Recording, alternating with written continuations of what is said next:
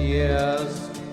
Deg ugnies užvarbo mano siela, jau po purvyną knystis nebemiela.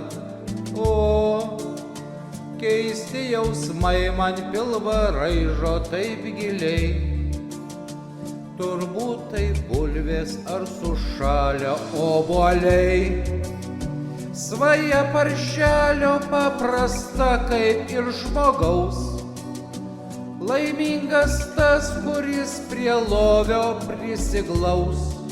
Štai paėdė šonus į duris pasikasai, bet čia bėda užklumpa nelauktai visai. Atei žmogus negeras tyliai patvoriais, ir štai jau kvepia kaimas vylančiais šeriais.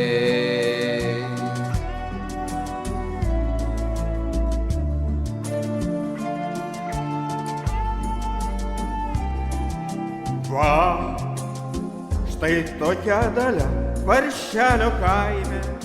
Mes kartu su broliais savo laimės nutarėm, kiek kojos neša bėgt pavandravot. Ten, kur statybos savo laimės paieškot. Bjaurybė vilkas mus vadina tinginiais, su tokiu darbu neapaugsi lašiniais. Bet įgijom greitai patyrimo mes brangaus, tik pusę litro skiria kiaulę nuo žmogaus. Ir jei kasdieną šitaip rytai ryt po ryt, iš kiaulės darbas gali žmogų padaryti.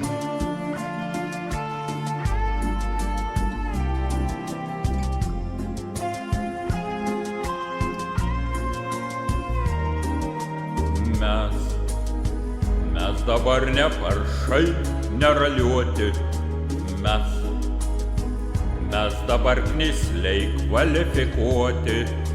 Galim ir mūsų šefas vilkas jum neleis suklysti.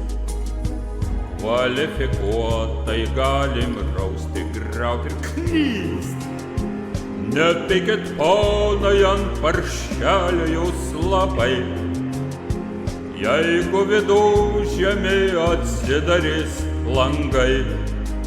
Jei girgždės grindinės lentas kaip senų grabų, ir bus klozetas priklijuotas prie lubų.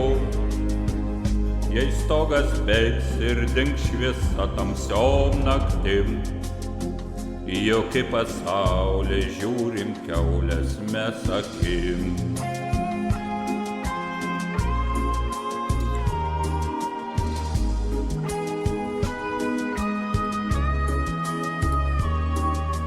Jau šitą dainą išlėdo eina pabaigom, papūs mums vilkė suraityto nuodegom. Neverk karaliautų ir neprarask vilties, kaip nors pabaigsim mes remontą šios pilies. Naudojam rūmam plytą, šiaudus ir medžius.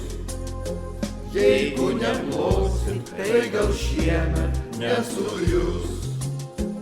Tik tai neplokit, tai gal šiandien